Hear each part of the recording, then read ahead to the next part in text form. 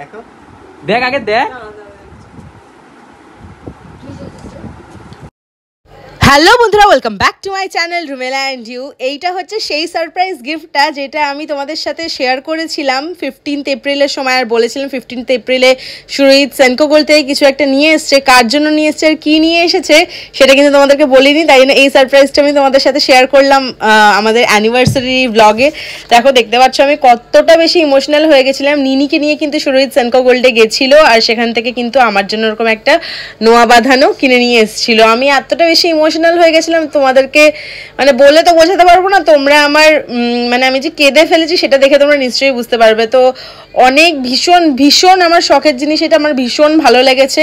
এর আগে মা আমাকে একটা বাঁধিয়ে দিয়েছিল, বাট সেইটা মানে যে কোনো কারণে এখন নেই আমার কাছে। তার জন্য সুরজিৎ কিন্তু আমার মনের এই ফিলিংসটা বুঝে কিন্তু আমার জন্য এটা নিয়ে এসেছে।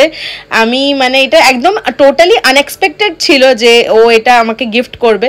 তো দেখো, এটা হচ্ছে আর হ্যাঁ, এই পুরো এই সারপ্রাইজ প্ল্যানিংয়ের মধ্যে কিন্তু আমার মা সামিল ছিল। যখনই সুরজিৎ কিছু না কিছু সারপ্রাইজ আমাকে দেওয়ার চেষ্টা করেছে, তখন মানে মাকে ওর মধ্যে সামিল রেখেইছে আর কি, মার সাথে প্ল্যানিং করে তারপরে আর কি। তো তারপরে দেখো, এখানে কিন্তু আমাদের অ্যানিভার্সারির আগের দিন মানে সানডে আমরা কিন্তু বাজারে চলে এসেছিলাম। সুরজিৎ বলেছিল কাল মানে আমাদের অ্যানিভার্সারি যেহেতু মানডেতে পড়েছিল, তার জন্য কিন্তু সুরজিৎ বলেছিল সানডেতে একটুখানি সবাই মিলে একসাথে খাওয়া দাওয়া করবো। সে কারণে কিন্তু আমরা সকালবেলায় বাজারে চলে গেছিলাম, নিয়ে নিয়েছিলাম সেখান থেকে কিছু গলদা চিংড়ি, আর নামা হয়েছিল ইলিশ। এই সিজনেরই প্রথম ইলিশ নিলাম। আর তার সাথে দেখো, এই যে গেড়ি দেখতে পাচ্ছ, আমার ম্যাওয়ের অনেক দিনের পুরনো শখ যে ও গেড়ি খাবে, তো তার জন্য ম্যাওয়ের জন্য কিন্তু গেড়ি নেওয়া হয়েছিল। আর এমনি ডেলি খাওয়ার জন্য মানে অন্যান্য দিনের জন্য কিন্তু এই বোয়াল মাছটা নেওয়া হয়েছিল। তো দেখো, এই হচ্ছে ইলিশ মাছের পিস, প্রত্যেক কটা পিসেই কিন্তু ভরপুর ডিম ছিল। আর ইলিশ মাছ কিন্তু ডিম ছাড়া অসম্পূর্ণ। আর দেখো, দেখতে পাচ্ছ এইগুলো হচ্ছে সেই নদীর, একদম নদীর না পুকুরে আমি জানি না, বাট দেশি গলদা চিংড়ি, ভীষণ টাটকা ফ্রেশ ছিল। আমরা যখন কিনেছিলাম সেগুলো একটুখানি না নোট ছিল, মানে এতটাই ফ্রেশ ছিল।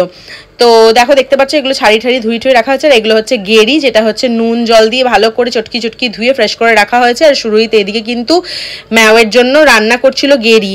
আমি কোনোদিনও ছোটোবেলাতে খাইনি, ছোটোবেলায় একবার হয়তো খেয়েছিলাম, সেটা আমার মানে জ্ঞান অত না, আমার মনে নেই আর কি। তো দেখো, এটা হচ্ছে সুরজিৎ বানাচ্ছিল ম্যাওয়ের জন্য। ম্যাও অনেকদিন থেকে খাবে, বায়না করছিল, সেই জন্য মা কিন্তু বানিয়ে নিয়েছিল আমের টক। আর এইদিকে কিন্তু মাখা হয়েছিল গলদা চিংড়ি। আর এদিকে কিন্তু মা বানিয়ে নিয়েছিল হচ্ছে ইলিশ মাছ ভাপা। ইলিশ মাছ ভাপাটা মা বানিয়েছিল, আর চিংড়ি মাছটা আমি বানিয়েছিলাম। তো কি বলবো তোমাদেরকে, ঘটি বাটি যখন মিললো একসাথে, তাহলে ইলিশ চিংড়ি কেন মিলবে না? মানে এটা আমি কিসের উদ্দেশ্যে বলছি চলো তোমাদেরকে বলে দিই। আমার বর হচ্ছে কিন্তু ঘটি, আর আমি কিন্তু হচ্ছে বাটি, মানে বাঙাল। তো ঘটি যখন বাঙালির সাথে মিললো, তাহলে ইলিশ কেন চিংড়ির সাথে মিলবে না? তার জন্য কিন্তু আমাদের অ্যানিভার্সারির ঠিক একদিন আগে রবিবারে আমরা সবাই মিলে কিন্তু ইলিশ চিংড়ির মহাভোজন আমরা করলাম একসাথে সবাই মিলে। ভীষণ আনন্দ হয়েছিল। আর চিংড়িগুলো এত টেস্টি ছিল যে মানে বলার বাইরে আর কি, এত টেস্টি ছিল। ইলিশটাও ঠিক তেমন, এরকম অফ সিজনের ইলিশ যে এতটা টেস্টি হতে পারে, সেটা তো যদি তোমরা না খাও তাহলে বুঝতে পারবে না।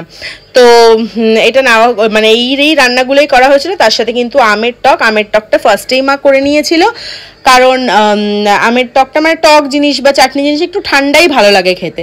আর দেখো, এদিকে চিংড়িটা আমি বানিয়ে ফেলেছিলাম, তো কেমন লাগছে দেখতে অবশ্যই আমাকে কমেন্টে জানাবে। আর এই দেখো, খেতে বসে এইভাবে হচ্ছে কিন্তু বেড়ে নিয়েছিলাম উচ্ছে আলু ভাজা, তার সাথে হচ্ছে ইলিশ মাছ ভাপা আর চিংড়ি মাছের মালাইকারি। এদিকে সুরজিৎ, আমি, তিথি, মা আমরা সবাই খেতে বসে পড়েছিলাম। আর তাদের যেহেতু অফিস ছিল, আগে খেতে চলে গেছিলো অফিসে, বাবারও কিন্তু আগে খাওয়া দাওয়া হয়ে গেছিলো। তো তিথি চিংড়ি মাছ খেতে ভীষণ ভালোবাসে, চিংড়ি মাছটা এখন খাচ্ছিলাম না, নিনির কথা আমার ভীষণ করে মনে পড়ছিল। তো যাই হোক, নিনি আসলে আরেকবার এরকম বড় সাইজের চিংড়ি করতে হবে, ও ভীষণ ভালোবাসে চিংড়ি খেতে। তো দেখো, চিংড়ি ইলিশ মাছগুলোতে এরকম বড় বড় ডিম ছিল। আর নিনির কথা আমি কেন বললাম, কারণ যেহেতু আমার অ্যানিভার্সারি মানে আমাদের অ্যানিভার্সারিতে সুরজিৎ আমাকে যে গিফটটা করেছে সেটাতে তো নিনি সামিল ছিল। এই দিনটার সাথে আমার বেশি করে নিনির কথা মনে পড়ছিল। তো কোনো অসুবিধা নেই, নিনির সাথে খুব তাড়াতাড়ি দেখা হতে চলেছে। তো কখন দেখা হবে, কবে দেখা হবে, সেটা সব কিছু তোমাদের সাথে আমি ব্লগে শেয়ার করবো আস্তে আস্তে। আরও নতুন ব্লগ আসছে তোমাদের জন্য। তো এইভাবে কিন্তু দিনটা আমরা কাটালাম, সুন্দর করে খাওয়া দাওয়া করলাম। আর মা হচ্ছে আমাদেরকে একটা গিফট দিয়েছিল, মা বাবা আমাকে আর সুরজিৎকে ড্রেস গিফট করেছিল। কি গিফট করেছিল সেটা আমি তোমাদের সাথে শেয়ার করব, ভিডিওর লাস্টে আছে, ভিডিওটা না স্কিপ করে পুরোপুরি দেখতে থাকো। তোমরা কারা কারা আমাকে বলবে কারা কারা ইলিশ প্রেমী আর কারা কারা চিংড়ি প্রেমী। দেখো ভাই, আমি কিন্তু দুটোই প্রেমী। আমি ইলিশ ছাড়াও থাকতে পারি না, চিংড়ি ছাড়াও থাকতে পারি না। যেমন ঘটি আর বাঙাল দুটো ছাড়াই আমি থাকতে পারি না, আমি বাঙাল, আমার বর ঘটি, ঠিক তেমন ইলিশও ছাড়তে পারি না, চিংড়িও ছাড়তে পারি না। তো তোমরা কোনটা ভালোবাসো নাকি দুটোই ভালোবাসো সেটা কিন্তু আমাকে অবশ্যই কমেন্টে জানিও। আর হ্যাঁ, এটা হচ্ছে সেই ড্রেসটা, দেখো তোমাদেরকে দেখাচ্ছি ভিডিওর লাস্টে।